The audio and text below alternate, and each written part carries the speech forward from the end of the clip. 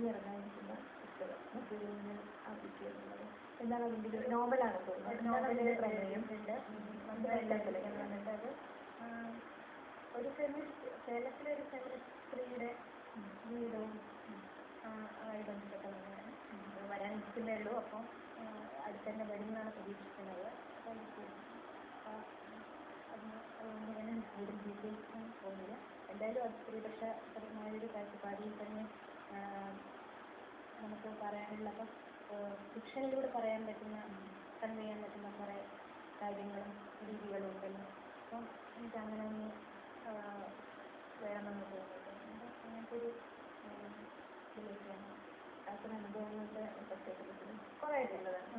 ഒന്നും അങ്ങനെ ഇമാജിനേഷനാണെന്ന് ഞാൻ പറയില്ല. കാരണം കാര്യത്തെ കുറിച്ച് നമുക്ക് ഫിക്ഷൻ നോർമൽ ഫിക്ഷനിൽ ഫാക്ട് ഉണ്ടെന്ന് പറഞ്ഞ പോലെ ഉള്ള കാര്യമുണ്ടല്ലോ. ഫാക്ട്സും പിന്നെ കുറേ വെറും ഭാവനയുടെ ലോകത്തല്ല. സാഹിത്യം അങ്ങനെ പറ്റുമെന്ന് ഞാൻ വിചാരിക്കുന്നില്ല.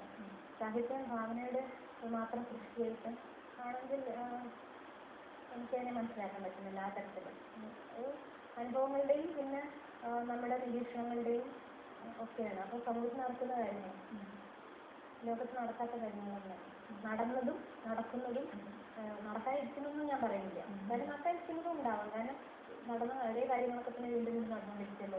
കാരണം സാമൂഹിക മാറ്റം വലിയ തരത്തിലൊന്നും പെട്ടെന്ന് വരുന്ന കാര്യങ്ങളില്ല.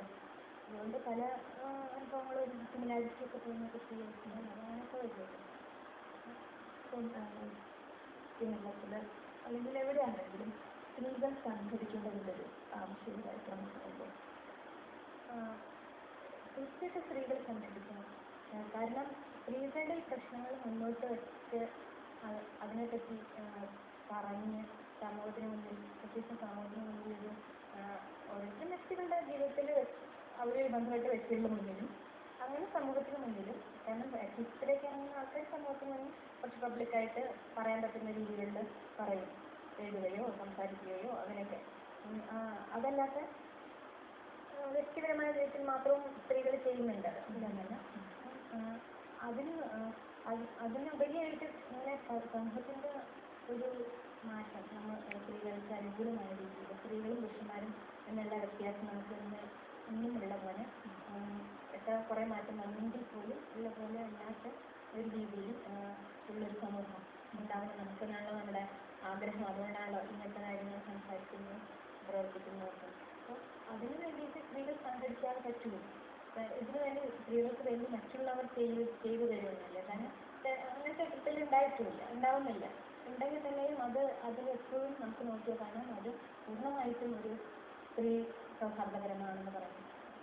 അപ്പോൾ അതുകൊണ്ട് സ്ത്രീകൾ സംഘടിച്ച് തന്നെ ഈ ഇത്തരം കാര്യങ്ങൾക്ക് വേണ്ടി പ്രവർത്തിക്കുകയും സംസാരിക്കുകയും ചെയ്തുകൊണ്ടേയിരിക്കണം. എന്നാലേ ഈ സ്ത്രീ സൗഹാർദ്ദപരമായ സംസ്ഥാനത്താവുക.